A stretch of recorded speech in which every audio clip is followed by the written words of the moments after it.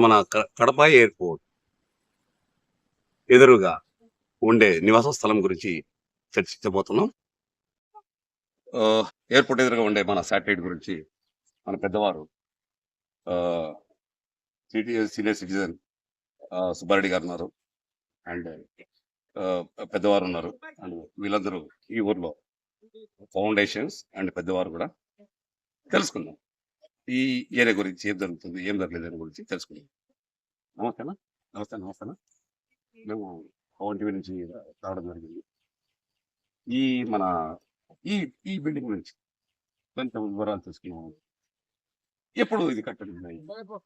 దాదాపు 20 సంవత్సరాలు కావస్తుంది. ఓకే. సెక్యూరిటీ పీరియడ్ లో జరిగింది. ఓకే. అప్పటి నుంచి ఈ బిల్డింగ్లన్నీ అలాట్ చేసిందే కానీ ఈ బిల్డింగ్ గురించి పట్టించుకునేవాడు ఎవరు లేరు. ఓకే. ఓకే. ఓకే. వర్షం వచ్చే ఇంతలోతు నీళ్లు ఉంటాయి. పాములు, తేళ్లు, నానాకైని, తర్వాత పందులు అయితే స్వైర్య విహారం చేస్తున్నాయి. ఇక్కడ బరిల్ గ్రౌండ్ ఉంది, చనిపోతే పూడ్చేదానికి ఉంది కానీ ఆడ ట్రాన్స్జెండర్స్ వాళ్ళు రానియకుండా అడ్డుకుంటున్నారు. అదొకటి. నీళ్ళు అయితే బాగా వస్తున్నాయి. మధ్యలో గుంతలన్నీ ఏర్పడి బ్లాక్ల మధ్యలో ఇంత లోతు వర్షం వస్తే చాలా ఇదిగా ఉంది. డ్రైనేజ్ సిస్టమ్ బాగాలేదు. దీనికి అన్ని కావాల్సిన సౌకర్యాలను మున్సిపాలిటీలో కూడా పెద్దగా పట్టించుకోవడం లేదు. కాబట్టి ఇవన్నీ చేయాలని నేను కూడా కోరుకుంటున్నాను. ఈ బిల్డింగ్ ఎప్పుడు కట్టారు? 2000 ఎప్పుడు కట్టినారో అది 2005 నుంచి స్టార్ట్ చేశారు. 2010 నుంచి అలర్ట్ అయిపోయింది. అప్పటి నుంచి ఏ ఒక రాజకీయ నాయకులు ఎవరు ఒక్క ఎర్రనాయ పైసా పని కూడా చేయలేదు. ఆ రోజు కట్టించిన ఇల్లు మాత్రం ఇచ్చారు. అప్పటి నుంచి ఇప్పటి వరకు చెట్లన్నీ మేమే నాటుకునే సొంతం. Very good, fantastic. చూడండి, అందుకే వీళ్ళని సీనియర్ సిటిజన్ అంటారు. ఎందుకంటే వీళ్ళే పరిసరం బాగుండాలనుకుని వీళ్ళ సొంతంగా చెప్పి నాటుకోవడం, ప్రతి ఒక్కటి నీళ్లు పోసుకోవడం అనేది జరిగింది. నెక్స్ట్ జరిగింది అది. సార్, అప్పటి నుంచి మన కార్పొరేషన్ వాళ్ళే కానీ ఎమ్మెల్యేలు కానీ ఇంతమంది ఇక్కడ వస్తున్నారా? వస్తులుగా వస్తున్నారు. మినిస్టర్లు కూడా వచ్చిన్నారు. తెలుగుదేశం పార్టీ మినిస్టర్ నారాయణ, ఆయన ఎవరు సోమిరెడ్డి వీళ్ళందరూ వచ్చినారు. కానీ దీని గురించి పర్వాలేదు, మీకు వైసీపీ ప్రభుత్వం ఇప్పుడు జగన్ ఉండర్లే చూసుకుంటారంటారు, వాళ్ళు వచ్చినప్పుడు ఇల్లు ఉండర్లే చూసుకుంటారంటారు. ఎవరు ఏం పట్టించుకోలే. కొన్ని స్థలాలని అన్యాచారం అయిపోతున్నాయి. హౌసింగ్ కార్పొరేషన్ స్థలం అంతా వాళ్ళు పట్టించుకోవడం లేదు. కాబట్టి దయచేసి డెవలప్మెంట్ చేసి శాటిలైట్ టౌన్షిప్ ను చేయాలని మేము కోరుకుంటున్నాం.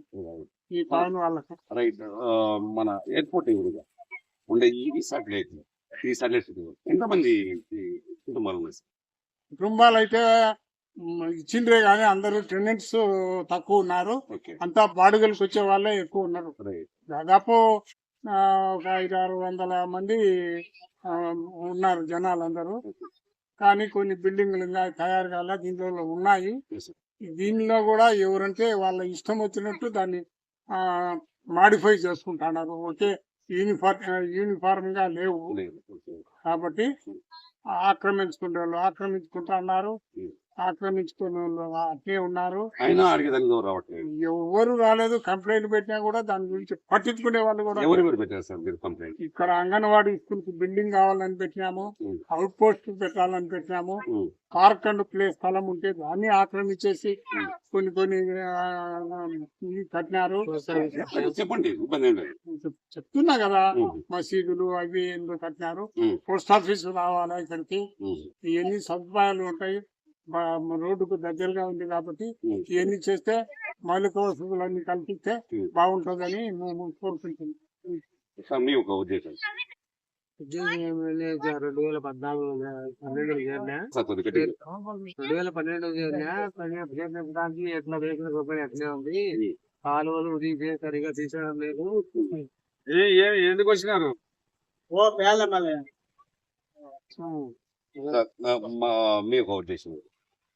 అదే నేను చేరినప్పుడు దానికి ఇళ్ళలో పోయేదానికి దారి లేదు. వర్షం వచ్చే మొగట్లో నీళ్ళల్లో పోవాలా. అంటే అయిపోతే ఈ పాములు తేళ్ళు మరగబ్బలు ఏంటని ఇళ్ళలోకి వస్తాను. కరెంట్ కరెక్ట్ గా ఉన్నాయి. ఇళ్ళల్లో పోయడానికి లేదు, కాలువలు తీసేయడానికి ఒక రోజు వస్తే 10 రోజులు రారు, నెల 2 నెలలు కూడా రారు.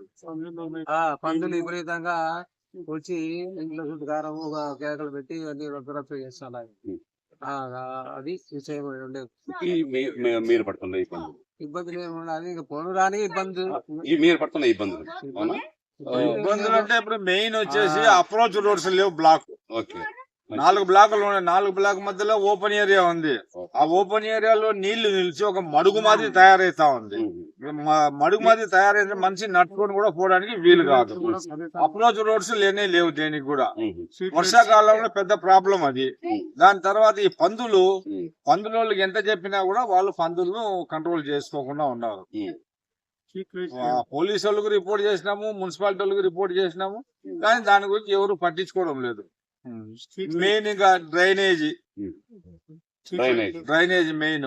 ఎక్కడంటే పని చేస్తారు, కాలు కొట్టేస్తారు, అన్నీ పెట్టిపోతారు, తీసేస్తారు, ఆడ బారేస్తారు, పోతారు. అదే మిమ్మల్ని అదే అడగబోతున్నాను. బ్లాక్ నెంబర్ 1 నుంచి ప్రతి ఒక్కటి ఈ 24 బ్లాకులు 27 బ్లాకులు 27 బ్లాక్ మొత్తం చూశాను నేను. ఈ 4 బ్లాకుల మధ్యన ఇంత గలీజ్ గా ఇంత వాతావరణం ఇప్పుడు దాన్ని అయిపోయిందన్న తర్వాత దీని గురించి ఎవరు మీరు మీ ఎందుకంటే మీరు ఈ ఊరు పెద్దవారు కాబట్టి ఒక మీరు బ్లాక్ ఈ వరకు అప్లికేషన్ పెట్టింది అయిందా, లేకుంటే వాళ్ళు ఎవరు రాలేదా? మేము పెట్టామని అంటే ఎవరు రాదలుచుకోలేదా? కలెక్టర్ ఆఫీస్ లో పెట్టినాము, స్పందనలో పెట్టినాము, అందరికి మున్సిపల్ ఆఫీస్ కు పెట్టినాము. మా దగ్గర ఇప్పుడు కూడా కావాలంటే ఆ రసీదులు ఉన్నాయి. సర్వే కూడా మొత్తం అంతలకా చేయించినాము. ఈ స్థలాలు అంతా కొంతమంది ఆక్యుపై చేస్తుంటున్నారు. ఎట్లా అంటే అస్తవ్యస్తంగా దీని గురించి సార్ వేరే వేరే ఇంకేమైనా సమస్యలు సార్ మీది? ఈ satellite Indiranagar satellite township Rajasekhara Reddy కళలకు సహకారంగా ఇక్కడ నిర్మించిండు. అప్పటి నుంచి కూడా ఇంతవరకు ఆ రాజశేఖర రెడ్డి నుంచే ఎట్లుండో ఏమో గానీ లేదు. కానీ ఈ PPL కింద ఇచ్చిండ్రు. దీనికి నీళ్లు కానీ ట్యాక్స్ కానీ ఇంటి పన్నులు లేవు. మరి ఈ ఉద్దేశంతో ఏమన్నా కార్పొరేషన్ వాళ్ళు మాకు పన్నులు చేయడం లేదో ఏమో అర్థం కావడం లేదు. ఇది మండలం వచ్చేసి చెన్నూరు, నియోజకవర్గం కమలాపురము, కార్పొరేషన్ పరిధి వచ్చేసి కడప. ఈ 3 కలిసి ఉండేదన్నా అవి ఎవరు ఏం పెద్దగా దాని మీద ఇంట్రెస్ట్ చూపించడం లేదు. అట్నే ట్రాన్స్ఫార్మర్లు పోయి ఇప్పటికి 4-5 సంవత్సరాలు అవుతాయి. 2 ట్రాన్స్ఫార్మర్లు పోయినాయి, దాన్ని మార్చిన దిక్కే లేరు. వేరే ట్రాన్స్ఫార్మర్ మీద లోడ్ వేస్తున్నారు, అవి తట్టుకోలేక ఇబ్బంది పడుతున్నాము. లోడ్ ఎక్కువైపోయి వీధి లైట్లు ఇవన్నీ కూడా సరిగా లేవు. మా అకౌంట్ లో లేదంటారు. కరెంట్ వాళ్ళని అడిగితే మేము మా అకౌంట్ లో లేవు ట్రాన్స్ఫార్మర్ అంటారు. మరి అవి ఎవరి అకౌంట్ లో ఉన్నాయా ఏమైనది కూడా అర్థం కావడం లేదు, తెలియటం లేదు. అసలు పందులు అయితే ఇక్కడ విపరీతంగా ఉన్నాయి. డెంగ్యూ జ్వరాలు తప్ప భయంకరంగా ఉండాలంటే వానల కాలం అయితే మేము ఉండాలంటే ఎందుకు వచ్చి ఇక్కడ ఉన్నాం రా, డబ్బు కట్టి ఇక్కడ అన్ని తీసుకున్నాము, డిప్ సిస్టమ్ లో తీసుకొని ఉన్నాము, ఎందుకు వచ్చి ఇక్కడ ఉన్నాం రా అనేంత బాధలో ఉన్నాం. మేము కావుంచి దయించి ఇవన్నీ శ్మశానము, అంగన్వాడీ స్కూలు, మార్కండ్ ప్లేసు, అవుట్ పోస్టు ఇవన్నీ కూడా కల్పించాలని కోరుకుంటున్నాం. ఈ పవన్ టీవీ వాళ్ళను మరీ అభ్యర్థిస్తూ మా యొక్క సందేశాన్ని అంతా గవర్నమెంట్ వారికి ఇచ్చి మాకు సహాయపడాల్సిందిగా కోరుతున్నాం. సార్ నేను ఇంకొక విషయం గురించి మిమ్మల్ని అడగబోతున్నాను. ఈ ఊరికి శ్మశానం అనే ఒక విషయం గురించి నేను విన్నా. దాని గురించి మీ ఒక ఉంది. శ్మశానం అలాట్మెంట్ చేసిండ్రు, హౌసింగ్ కాలనీ కట్టేటప్పుడే అలాట్మెంట్ చేసిండ్రు. 2-3 కూడా అక్కడ ఖననం కూడా చేసినాం, కూర్చున్నాం. ట్రాన్స్జెండర్స్ వచ్చి కలెక్టర్ గారు ఇచ్చారు ఆ పక్క ఆ శ్మశానం పైన. వాళ్ళు అబ్జెక్షన్ పెట్టి చాలా గొడవ చేస్తున్నారు. మేము ప్రవీణ్ చంద్ర ఇంతకు ముందు కమిషనర్ ఉన్నాడు, ఆయనకు కూడా చెప్పినాము. వాళ్ళని పిలిపించి కూడా చెప్పిండు, ఆయన అన్ని చేస్తామని మాకు హామీ ఇచ్చిండు, లెటర్ కూడా. కానీ ఇంకా ఆయన ట్రాన్స్ఫర్ వెళ్ళిపోయిండు. దాని తర్వాత ఎవరు పట్టించుకోలేదు. అంతకుముందు బలరాం రెడ్డి అని జిల్లా పరిషత్ ఇది కమిషనర్, ఆయన ఇన్ఛార్జిగా కమిషనర్ గా వేసిండ్రు. ఆయన కూడా పోయి మేము విన్నవించుకున్నాం. నా దగ్గర అన్ని ఉన్నాయి, ఎన్ని స్థలాలు సర్వే చేయించినటువంటి నేను సొంతం డబ్బులు పెట్టి చేయించినాము. సొంతం ఈ చెట్లన్నీ మేమే నాటి చేసినాము. గవర్నమెంట్ వాళ్ళు చెట్లు కొన్ని నాటిండే గాని ఒక్క చెట్టు ఒక్కటంటే ఒక్కటి కూడా బ్రతికించలే ఎవరు. దాన్ని పట్టించుకునే వాళ్ళు లేరు. ఇల్లులు అన్ని చేసుకున్నారు, అవన్నీ అయిపోయినాయి. కాబట్టి ఆ చెట్లు ఇవన్నీ ఉంది చూడనేమో కాలనీ లోపలికి వచ్చే బాగా నీడ ఈడ అన్ని అరుగులు గిరుగులు అన్ని వేసి మేము సీనియర్ సిటిజన్ దీనిపైన చాలా శ్రద్ధ వహించి ఏదో చేసుకుంటాను. కానీ మా శక్తి సార్లు ఇటువంటి కొన్ని పనులు చేసేదానికి. తిరగాలంటే తిరగలేకున్నాము. ఈ సమాజాన్ని బాగుపరచాలంటే గవర్నమెంటే పట్టించుకొని ఎదురుగా ఎయిర్పోర్ట్ కి ఎదురుగానే ఉంది. కూడా మీకు మన కడప ఎయిర్పోర్ట్ కి ఎదురుగానే ఉంది. దీన్ని డెవలప్మెంట్ చేయాల్సిన బాధ్యత గవర్నమెంట్. కానీ ఇప్పుడు వరకు ఎవరు చేయలేదు. ఇది అండి మన శాటిలైట్ నుంచి పడుతున్న బాధలు ఈ ఉద్దేశం గురించి, ఇక్కడ సమస్యల గురించి మనం అందరం ఏకమవుదాం. ఈ మన పవన్ టీవీ తరపు నుంచి మన గవర్నమెంట్ కి అందించిన బాధ్యత మనకు ఉంది. కాబట్టి దయచేసి గవర్నమెంట్ వాళ్ళు ఈ ఉద్దేశం గురించి కొద్దిగా నిఘా వహించాలి. పనిచేయని ట్రాన్స్ఫార్మర్, మెయిన్ లైన్ పనిచేయని ట్రాన్స్ఫార్మర్.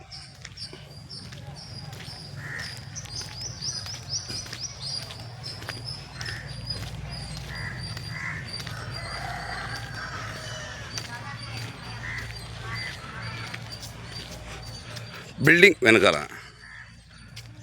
చాలా అసహ్యంగా తయారైన ప్రదేశం.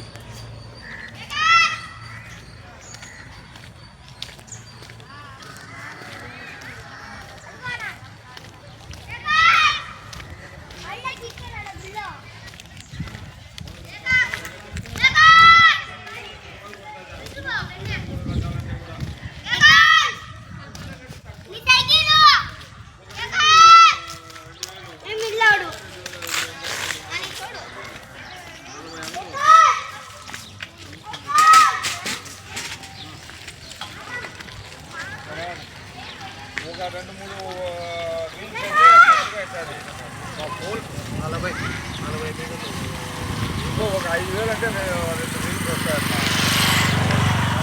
40 అడుగులు ఉంటాయి.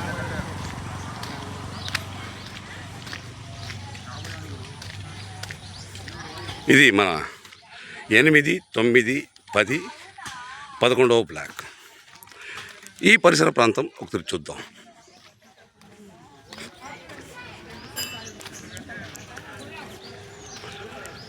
ఈ ప్రాంతాలు ఎలా ఉన్నాయి?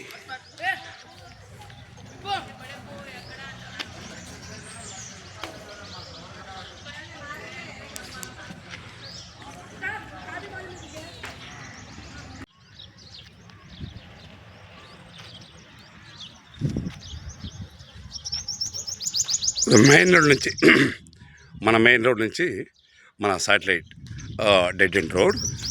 ఇక్కడ నుంచి అడవిలా మారిన దావా. ఇది ఈ బ్లాక్స్ అంటే బ్యాక్ సైడ్ ఉండే బ్లాక్స్కి దావా. అడవిలా మునిగిన దావా ఇది. అది కమిటీ హాల్. మళ్ళీ వద్దాం.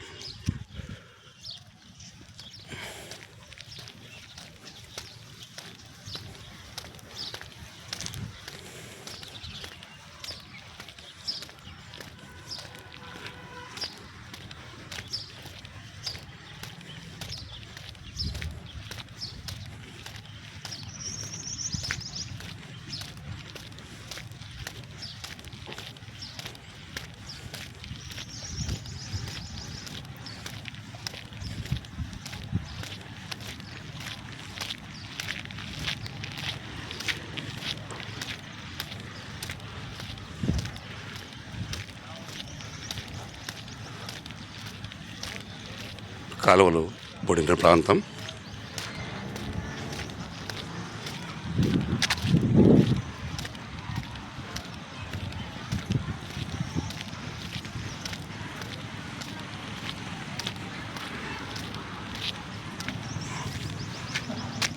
ఇది శాటిలైట్ టౌన్షిప్ లోనికి వెళ్ళే ఒకే దావా,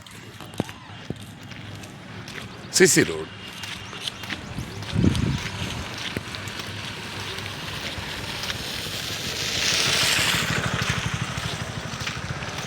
కాలువలన్నీ బూడిన కూడా ఏ అధికారి,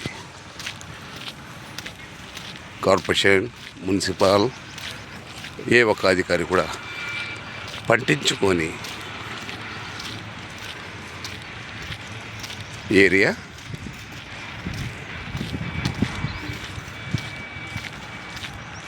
మన దేశం పరిశుభ్రత అంటున్నారు.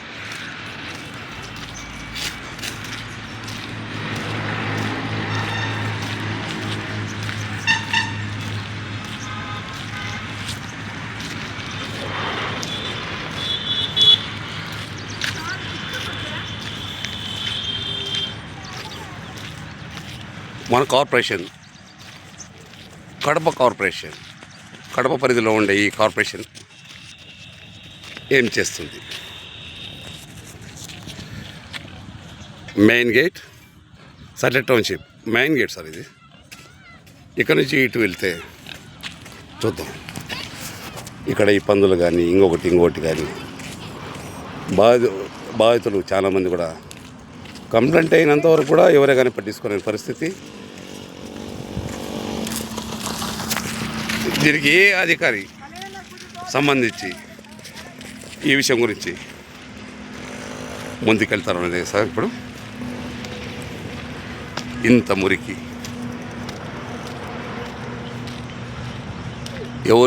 ఎవరే కానీ పట్టించుకోని ప్రాంతం, మెయిన్ రోడ్ ఎదురుగా ఉంటూ పెద్ద పెద్ద మినిస్టర్స్ కానీ, ప్రతి ఒక్కరు సీఎం కానీ ఇంక్లూడ్ ప్రతి ఒక్క ఏ రాజకీయ నాయకులైనా కూడా ఇదే దావాలో పోతుంటారు, వస్తుంటారు. ఇదే దావాలో పోతారు, వస్తారు. కనిపించలేదా ఇది? కేవలం ఓట్లకు మాత్రం వచ్చే అధికారులు ఎలక్షన్ అయిన తర్వాత ఎవరే కానీ రాని ప్రాంతం. ఎందుకు ఇది? ఈ పందులు కానీ చాలా వికృతమైన ప్రదేశం.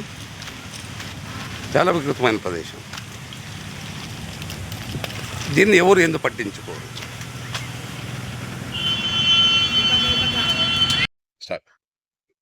ఇది మన ఈ శాటిలైట్ గురించి మన సమాజానికి, మన గవర్నమెంట్కి తెలియాల్సిన విషయం. దీని గురించి మన సమాజం ఏం చేస్తుంది చూద్దాం. ఈ విషయం గురించి మన గవర్నమెంట్ తీసుకెళ్తున్న బాధ్యత మనకు ఉంది. కాబట్టి ఇన్ని రోజులు చేయని పని మన పవన్ టీవీ ద్వారా గవర్నమెంట్కి తెలియాల్సిన బాధ్యత మనకు ఉంటుంది. ఇంకా దీని ఉద్దేశం గురించి ఇంకా కొన్ని విషయాలు తెలుసుకుందాం. Thank you. Kadapa reporter Alluri Venkatesh. Thank you.